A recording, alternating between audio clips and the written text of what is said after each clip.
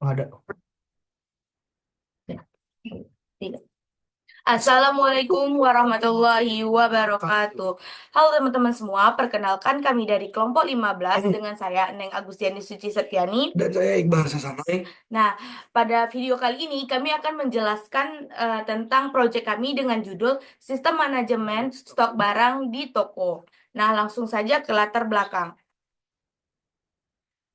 Nah, baiklah, di sini adalah manajemen stok barang merupakan salah satu aspek yang sangat penting dalam sistem operasional di sebuah toko. Sebagai salah satu elemen utamanya ialah rantai pasok. Stok barang yang dikelola dengan baik dapat memastikan ketersediaan produk, mengoptimalkan efisiensi biaya, serta meningkatkan kepuasan pelanggan. Nah, biasanya di dalam gudang atau stok barang itu, permasalahan umum yang paling sering muncul ialah kelebihan stok yang mengakibatkan penyimpanan yang tinggi, kemudian kekurangan stok yang menyebabkan hilangnya peluang penjualan, serta kesalahan pencatatan akibat penggunaan sistem yang manual dan kurang akurat. Nah, dalam beberapa kasus ini, kesalahan ini dapat berdampak langsung pada kepuasan pelanggan dan reputasi toko. Kemudian, seiring dengan perkembangan teknologi yang saat ini yang cukup pesat, nah, sistem manajemen stok berbasis digital banyak digunakan. Nah, sistem ini menawarkan solusi yang lebih efisien dan akurat dibandingkan metode yang manual. Nah, dengan menggunakan perangkat lunak manajemen stok, toko dapat memantau jumlah barang secara real time dan melakukan prediksi kebutuhan berdasarkan tren penjualan. Nah, serta mengintegrasikan data stok dengan penjualan dan pembelian. Selain itu, sistem ini juga dapat mengurangi resiko kesalahan manusia dalam pencatatan stok. Nah, lanjut, untuk tujuan dari proyek yang kami buat ini adalah yang pertama, meningkatkan efisiensi operasional, di mana bertujuan untuk mempermudah proses pencatatan, pemantauan stok secara real time, kemudian mengurangi kesalahan yang ada dan mempercepat alur kerja dalam pengelolaan barang. Nah, yang kedua itu memastikan ketersediaan barang. Nah, tujuannya itu untuk memastikan bahwa barang yang dibutuhkan oleh pelanggan itu tersedia atau tidak di dalam toko tersebut. Nah, yang ketiga, optimasi pengelolaan persediaan, di mana adanya sistem ini dapat mengelola persediaan dengan baik agar tidak terjadi kesalahan. Nah, manfaatnya yaitu yang pertama mengurangi risiko kekurangan atau kelebihan stok, yang kedua meningkatkan kepuasan pelanggan, yang ketiga menghemat biaya, yang keempat meningkatkan kecepatan layanan, dan yang kelima adalah memonitor perputaran barang. Nah, di sini ada RRD, yaitu Entity Relationship Diagram. Dari tabel yang kami buat dalam sistem manajemen stok toko.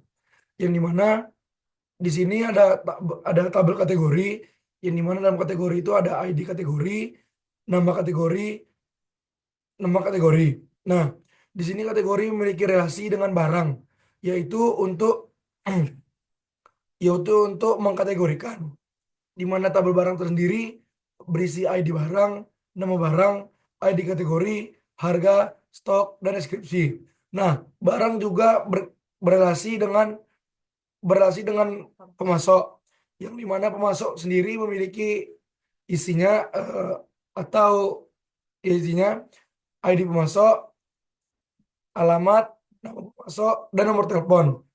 Nah, untuk relasi sendiri yaitu memasok. Nah, barang juga berrelasi dengan detail transaksi, yang dimana isi dari detail transaksi ada ID detail, ID transaksi, ID barang, subtotal, harga, dan jumlah. Nah, dimana transaksi sendiri juga berrelasi dengan transaksi dengan relasi mendetailkan, dan transaksi itu berisikan ID transaksi, tanggal transaksi, jenis transaksi, dan total harga. Nah, yang terakhir, transaksi juga berrelasi dengan pengguna, di mana pengguna sendiri memiliki ID pengguna, username, password, dan role. Nah, untuk relasi pengguna dan transaksi sendiri, yaitu me, me- apa itu? Hmm, hmm, bukan. Oh ya, pengguna itu dan transaksi dalam melakukan, di mana mereka melakukan transaksi.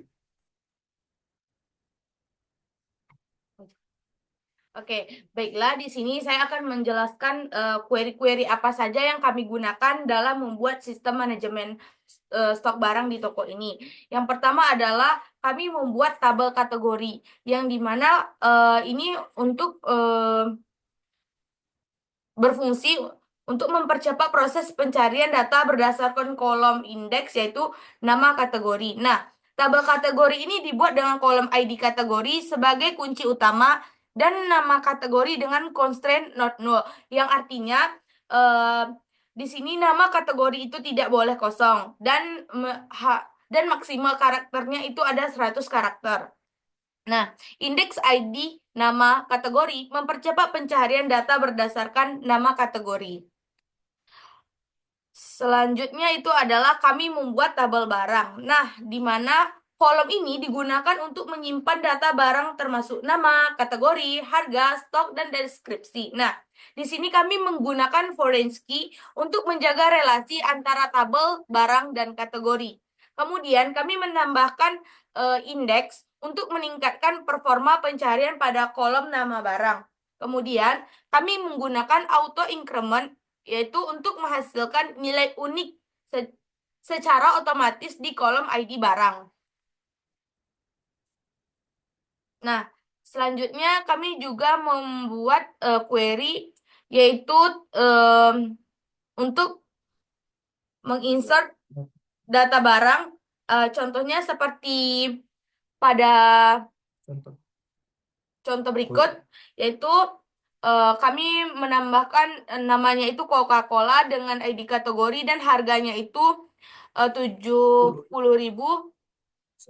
dan stoknya itu 100 dari kategori di mana nama kategori itu minuman. Baik, next. Kemudian kami juga membuat tabel pemasok. Nah, ini digunakan untuk meningkatkan kecepatan pencarian dalam data dari tabel.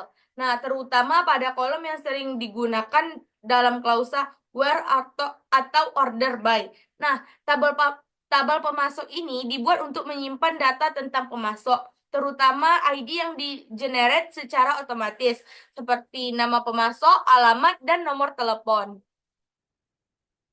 Nah, selanjutnya ada kami juga membuat sequence yang dimana berfungsi untuk mengisi kolom ID yang memerlukan nilai yang unik. Nah, lalu untuk menghindari duplikasi data yang ada pada data tersebut. Nah, kemudian kami juga membuat tabel transaksi yang dimana berupa constraint dan default value yang sangat penting. Query ini berfungsi yaitu yang pertama, ID transaksi di-generate secara otomatis menggunakan sequence. Yang kedua, tanggal transaksi otomatis terisi dengan tanggal saat ini menggunakan says that. Nah, tunggu. Di mana kita juga bisa mengisi barang tapi dengan tanggal yang bukan saat ini. Bisa ke tanggal sebelumnya. Nah, kemudian ada yang ketiga jenis transaksi yang mana dibatasi hanya menerima dua jenis yaitu penjualan dan pembelian. Nah, akan tetapi karena sistem ini yang dipegang oleh admin, jadi jenis transaksinya itu kami biasanya menggunakan penjualan. Nah, yang terakhir itu ada total harga. Ini wajib diisi dan tidak boleh kosong. Lanjut, yang berikutnya kami juga membuat tabel detail transaksi. Nah, di mana ini membuat sebuah tabel detail transaksi ini yang berfungsi untuk menyimpan detail dari transaksi yang terjadi. Secara keseluruhan, tabel detail transaksi ini digunakan untuk menyimpan rincian tiap item yang terlibat dalam suatu transaksi. Di dalamnya termasuk ID detail, ID transaksi, ID barang, jumlah, harga satuan, dan subtotal. Nah, ini lebih rinci daripada tabel transaksi. Kemudian query yang kami lampirkan ini berfungsi untuk membuat sebuah view yang bernama barang dengan kategori. View ini menyajikan informasi gabungan antara dua tabel, yaitu tabel barang dan tabel kategori. Nah, kemudian kami juga membuat script sinonim di mana ini dengan adanya sinonim v barang kategori, kemudian pengguna dapat mengakses objek barang dengan kategori menggunakan nama yang lebih ringkas atau lebih deskriptif. Kemudian ini juga mempermudah pemrograman dan pengelolaan database, terutama jika objek tersebut sering digunakan di banyak tempat dalam aplikasi. Selanjutnya yaitu query di sini adalah sebuah prosedur PL SQL yang digunakan untuk menambah data barang ke dalam tabel barang. Nah, prosedur ini memungkinkan pengguna untuk menambahkan suatu entry barang ke dalam tabel barang dengan memberikan nilai untuk nama. Untuk nama barang, ID kategori, harga, dan stok barang. Nah, misalnya itu kita ingin memanggil data kita masukkan namanya itu seperti beras, ID kategorinya 2. Nah, harganya itu misalnya kita buat 70.000 dan stoknya 100, maka data tersebut akan dimasukkan ke dalam tabel barang. Kemudian kami juga membuat query di atas yang berfungsi untuk membaca seluruh data dari tabel barang, khususnya di bagian kolom nama barang dan harga menggunakan kursor. Nah, query yang dilampirkan ini berfungsi untuk menampilkan nama barang dan harga dari tabel barang. Adapun fungsi utamanya yaitu membaca seluruh data dari tabel barang, khususnya di kolom nama barang dan harga menggunakan kursor. Yang selanjutnya itu ada Exception. exception yang berfungsi untuk memeriksa apakah harga yang dimasukkan ini bernilai negatif, dan jika iya, akan menangani exception dan menampilkan pesan kesalahan, maka atau terjadinya error. Nah, selanjutnya dari sini adalah demo sistem, yang dimana kami memiliki dashboard, contoh tabel untuk diisi, dan home, dan contoh view. Yang akan saya lanjutkan ke demo sistem yang sebenarnya. Nah, di sini kami memiliki web yang bernama tabel manajemen stok barang di toko. Nah, yang pertama itu ada home, di mana home tersebut berisikan button-button untuk kita pergi ke mana yang kita mau, seperti tabel barang, tabel kategori, tabel pemasok, tabel transaksi, tabel detail transaksi, tabel pengguna, tabel laporan barang, dan tabel barang pemasok. Nah, di mana saya akan contohkan di sini ada tabel barang.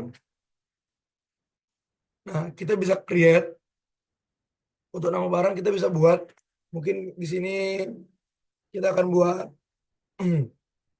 seperti contoh kecap. Untuk kategorinya kita buat makanan. Untuk harga kita buat seperti contohnya 10.000. Untuk stoknya kita buat di sini 50. Untuk deskripsi itu terserah, kecap manis saja. Lalu kita create. Maka di sini akan muncul kecap dengan harga 10.000 dengan stoknya 50 dan deskripsinya kecap manis. Nah, bagaimana cara supaya kita bisa mendapatkan kategori yang ada di sini? Nah, yaitu kita harus membuat kategori terlebih dahulu, yaitu di sini. Nah, kita bisa membuat kategori mungkin seperti bahan dapur. Nah, jika sudah termasukkan dalam sini, maka kita sudah bisa memasukkan kategori bahan dapur. Nah, maka bahan dapur sudah ada di ID kategorinya. Lanjut, itu ada tabel transaksi yang dimana kita bisa buat tanggal transaksi yang seperti jelaskan Neng dengan sysdate itu today. itulah akan masuk ke tanggal hari ini.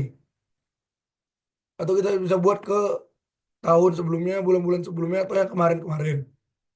Dengan contoh mungkin saya akan masukkan ke tanggal 2 Januari.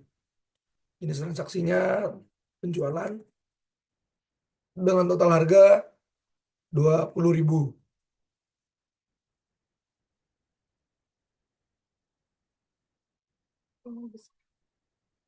Oh, oh.